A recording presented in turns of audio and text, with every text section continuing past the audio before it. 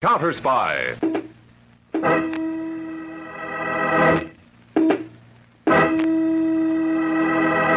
Washington calling David Harding, Counterspy.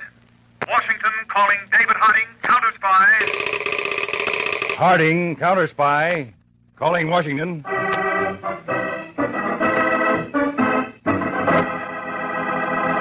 United States Counterspies, especially appointed to investigate and combat the enemies of our country, both at home and abroad.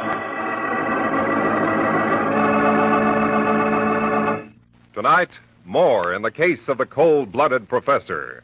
Another Counterspy report to the American people. And now, to Counterspy.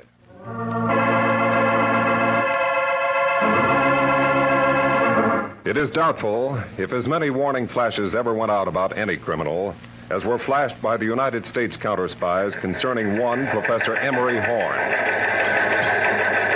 Professor Emery Horn is a mastermind of crime.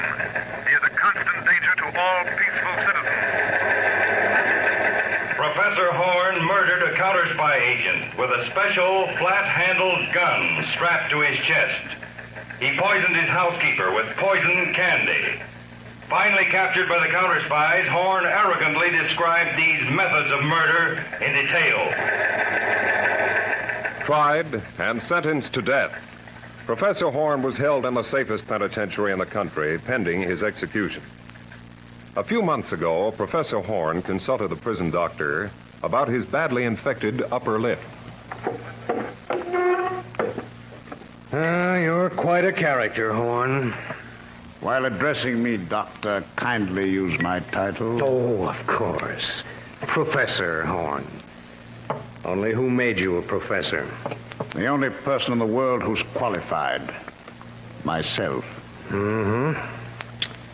4 armed guards, and still we're in the prison walls. Within the prison walls, Doctor. All right. Hold still now. I don't understand why your upper lip isn't healing. This is a bad infection.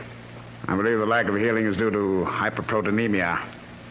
Prison food is lacking thiamine hydrochloride and niacinamide. No? Really think you know medicine, don't you? Pardon me if I speak medically over your head, Doctor. But then ignorance always irritates me. There's hair around that infection. All right. I'll have to cover your whole upper lip with adhesive again. How long were you a horse, Doctor? I'm sorry if I hurt you. Really? I hear you made 6 attempts to escape in 2 months, Horn.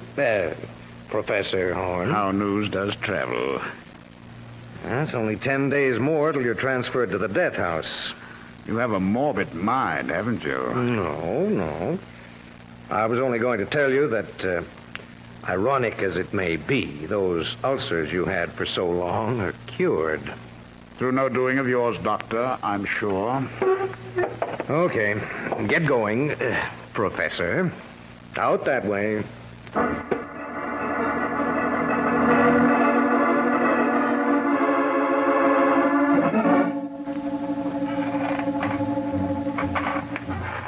Bugs. Are you awake? Well, at least prison mattresses ain't eyed it down, you know. Well put, Bugs. This cell is getting on my nerves, too. You hungry, Bugs? You said it. Here's a sugar cookie I took from the mess. Hey, you could steal the nose off the warden right while he was looking. Here, eat it. Thanks. And put the crumbs in your pocket. Why should I go putting cookie crumbs in my pocket? You figure that one out, and I wouldn't have had to plan your escape for you. Who's escaping? Both of us. You one way, I another. How? You've noticed I've been bringing back little pieces of lemon from the main dining hall. That's when I knew you was nuts. In my mattress, I have an extra pair of prison pants. Lemons contain acetic acid, and acetic acid bleaches. I've been bleaching those pants with lemon juice, and now they're as white as any duck pants. Sometimes I think you're a witch. Hey, Where'd you pinch them glasses? They're horn-rimmed spectacles, Bugs. You ever see a little piece of wire lying around in the recreation yard? Sure. Well, there are lots of little pieces like those, and I've been collecting them, winding them together, and bending them into these eye frames and earpieces. The next step was to unravel threads in the bottom of these trousers and wrap them around the strands of wire to thicken them. Yeah, that's just right. And then I had to give the strands a smooth surface. A paste of flour and water did that. Yeah, but where did you get the glass in them? Plastic crystals, stolen from the wristwatches of other prisoners. And with my new mustache... Hey, now, wait a minute. You ain't got no mustache. What do you think is under this adhesive tape on my upper lip? Well, you said you scratched your lip. I did. On purpose. With a dirty pin to make sure the infection continued. My excuse to keep the adhesive on. And all the time you were growing a mustache under it. Oh. Okay, so now you got white pants, a pair of specs, a mustache. But why go to all that trouble just to bust out over the wall? Bugs, ever notice in the corner of our recreation room there's a pile of old building plans, blueprints of model houses, things like that? Yeah.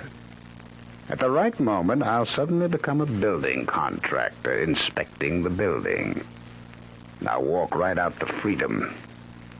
And the execution of a plan I have in mind. Holy smoke, Professor. You sure? You sure? Having trouble, Bugs? This pain in my insides. I feel like I'm dying. Bugs, you are dying. That cookie was poison.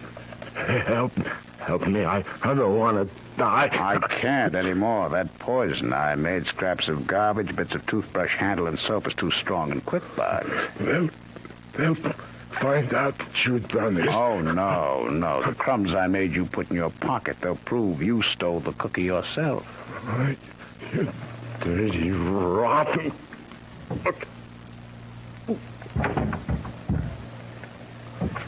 Guard! Guard!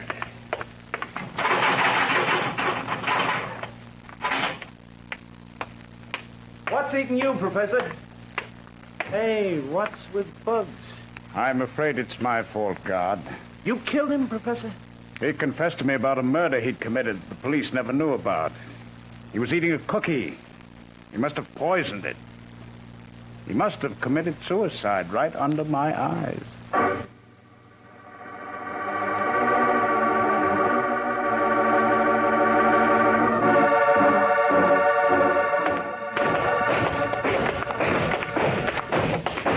Recreation!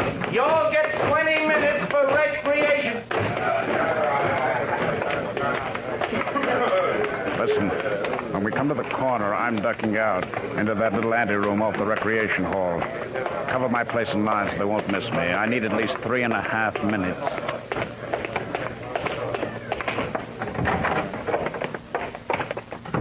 Now, the bleached trousers. Glasses.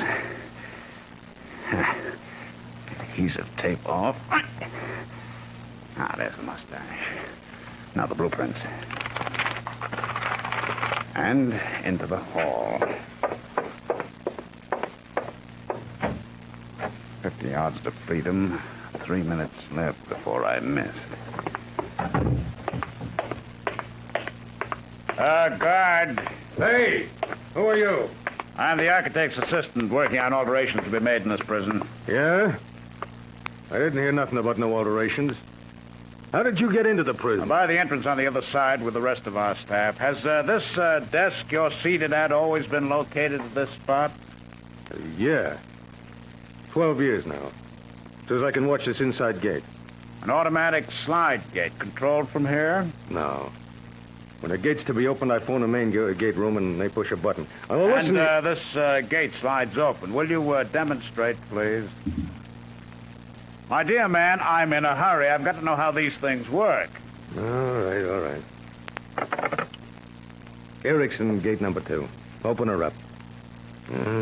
Some architect guy. Yeah. Okay. Now she'll open.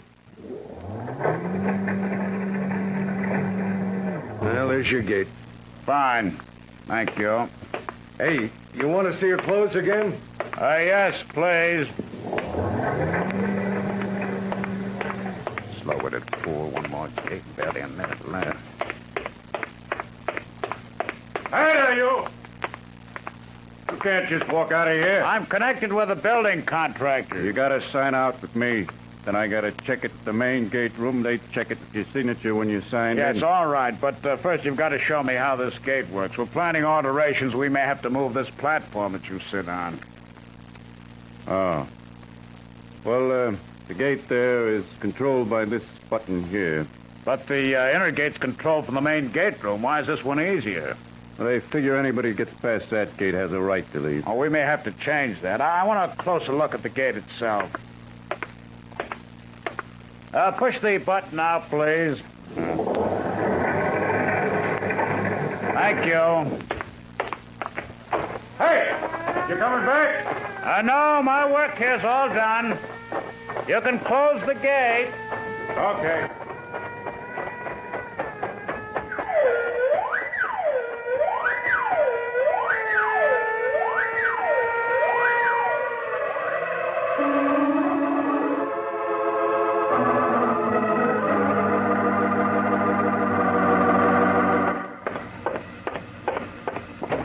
Mr. Harding. Helen, Harry Peters. Mr. Harding's not in his office here. I'll try all the departments.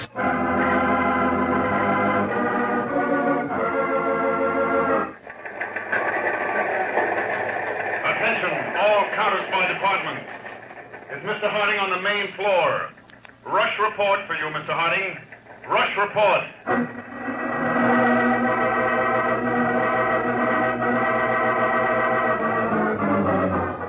Attention, all Counterspy departments. This is David Harding.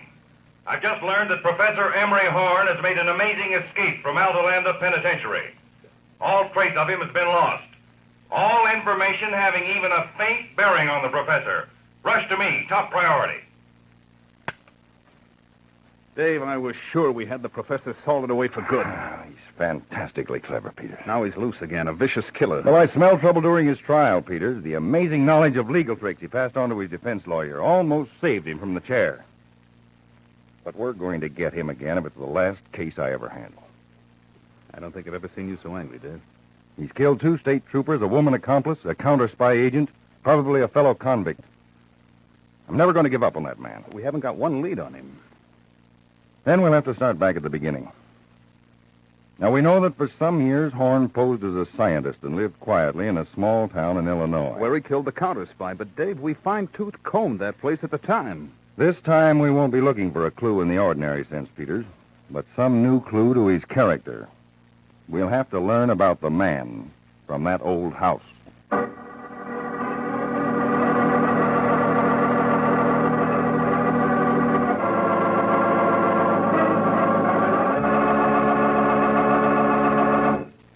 Back to Counterspy in just a moment. And now, back to Counterspy, an eerie, stormy night at the former hideout of Professor Horn in Illinois.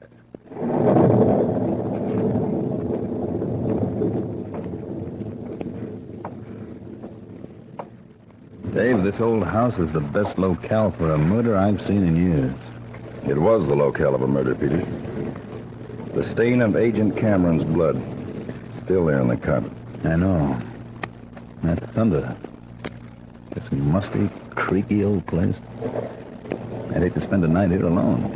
I'll control your imagination, Peters. Let's stick to facts. Gladly. If we got any.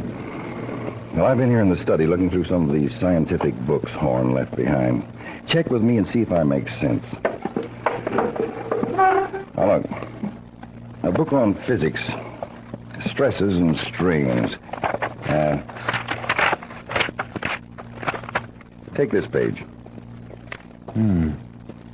Little drawings. Sort of doodles in the margins. Scribbled probably while he was thinking over, digesting what he was reading. Sketchy little drawings, aren't they? Unfinished. Almost absent-minded. There's some on almost every page. See? I'll take another book, at random. This one on biochemistry. Nothing 8th grade about these books, is there? You see this page? More drawings of the same kind. It's true of a dozen more of these volumes I've leafed through. And Horn's a doodler. A scientific doodler. Well, Dave, how can we use the fact that it's a characteristic of Horn's to doodle in scientific books? Well, Horn has this scholarly side to him. Now, wouldn't you think that everywhere he goes, he'd want to consult scientific works? But where could he, except in libraries? Exactly. To be more exact, scientific libraries. Right. Now, first we'll check through all these books. We may find various definite types of doodles that occur over and over. We'll make photostatic copies and send a set to every library in the country. But, Dave, this will mean asking librarians to watch all their readers. They're not trained for that work. Well, all library books are inspected every so often, Peters. The only tiny clue we need may be hidden this very moment in some library. If we only knew where. And if we only knew where Horn is now.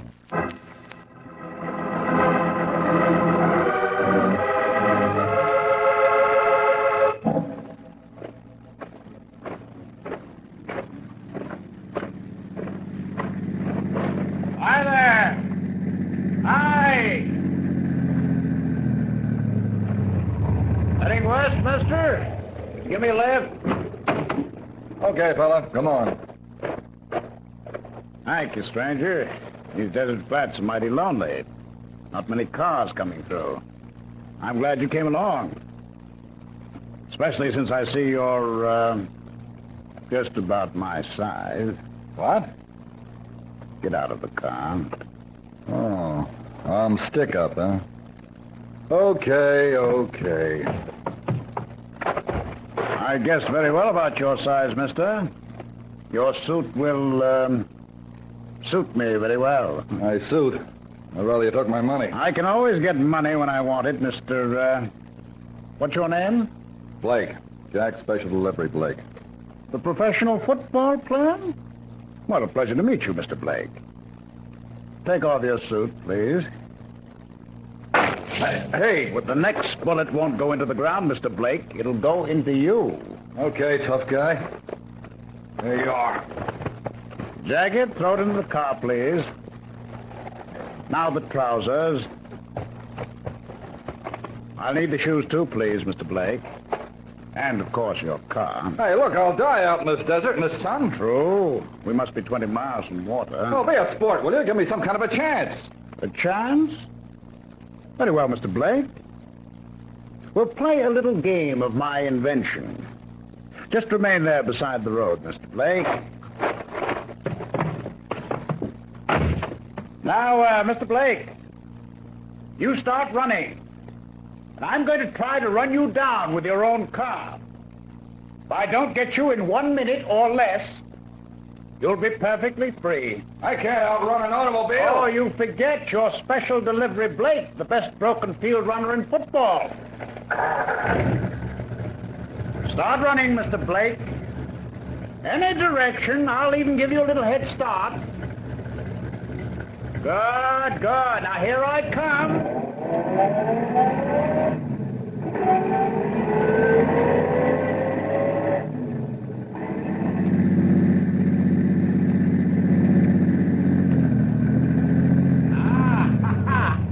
A nice turn, Mr. Blake. Just missed you. Keep on running.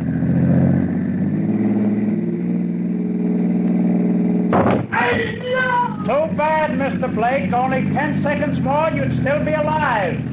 But then I wouldn't have had your clothes and your car, would I?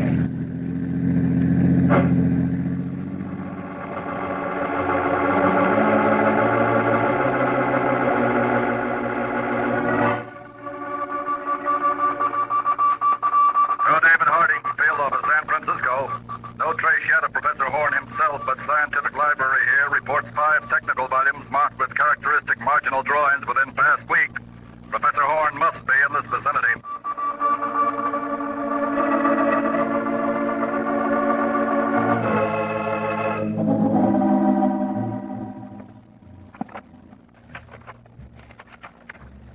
Notice it, Peters? What? We've got the 5 books Horn used on some 8 visits to this San Francisco Scientific Library, but the drawings don't seem the same. It may not be on them. I think it is. The characteristics are here. The little drawings are more definite and finished. As if he had a definite plan. There's a volume on explosives. Here. Page 287. Dealing with liquid explosives. The drawings look something like bottles. And a notation, 32 ounces. That means 32-ounce bottles, maybe, but why bottles? Well, bottles are an innocent way of carrying liquid explosives, aren't they? Into a bank vault, perhaps. But there are no books here about vaults or electronic protection devices. Well, here's a book on the scientific preservation of works of art. Paintings. No, I hadn't got to that one yet. Here's something, Dave. Hmm? Drawings on 2 different pages. Pages where the locations of famous paintings are listed. It's an unusual interest for Horn. By George. What? Little drawings that might represent explosions. Look where they are. Right next to the listing of 4 different paintings kept here in San Francisco. Suppose Horn were planning to steal them, preserve them in good condition scientifically, and sell them later in secret. It says here these paintings are insured for $250,000 each. Any one of them would be a good haul. Unless some of these paintings are kept in vaults. They might be. Then that's where his liquid explosives would come in. No doubt there are watchmen to be taken care of. The explosives might serve 2 purposes, Dave. Kill the watchman and blow open the vaults, yes. But why pick quart bottles to carry the stuff in? Anyway, we'll check these museums about their storage vaults. See if we can't narrow the field.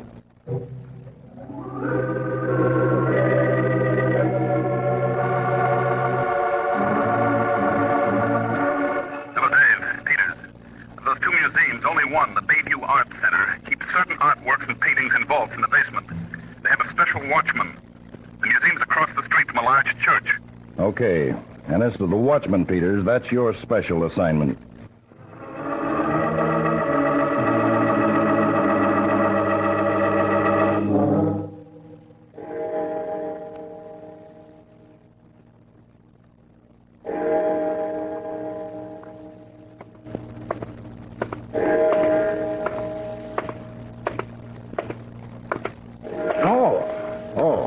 What's that, sir? You're the night watchman here at the Art Center? That I am, sir. I didn't see you sitting there in the shadows. Yeah, me feet are after needing a bit of a rest from walking me post. A lonely job, hmm? That it is. The museum being off by itself this way. And creepy, too, with the cemetery yonder beside the church. I happen to have a couple of bottles of wine here in this package. Could I offer you a drink? You could.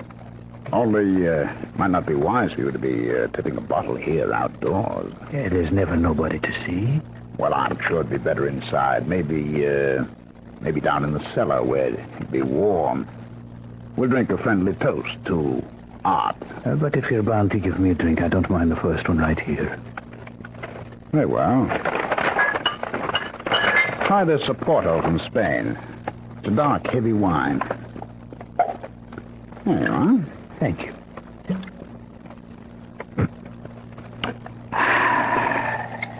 And mighty fine it is, too. Shall we go inside now? What kind of wine would that other bottle be now? I'll show you inside. Let me see. Oh, very well. It's a light white wine. Well, now that's more like it. Might I read the label? Oh, I must say, you can take my word. I'd like to know what it is I'll be drinking. I only want to look at the label. If you insist. Yeah, thank you.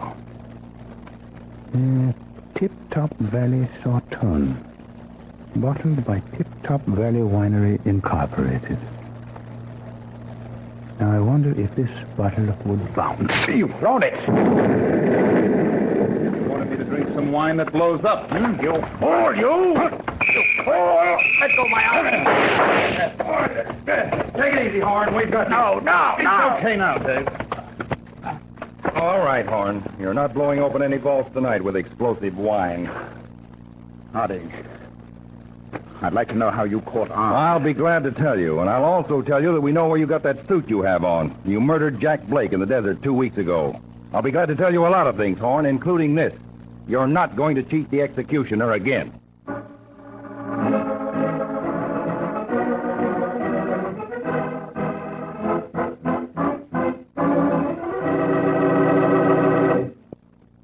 Tonight's Counterspy program originated in New York, was directed by William M. Sweets, and featured Don McLaughlin and Mandel Kramer, with music by Jesse Crawford. Counterspy is a Phillips H. Lord production.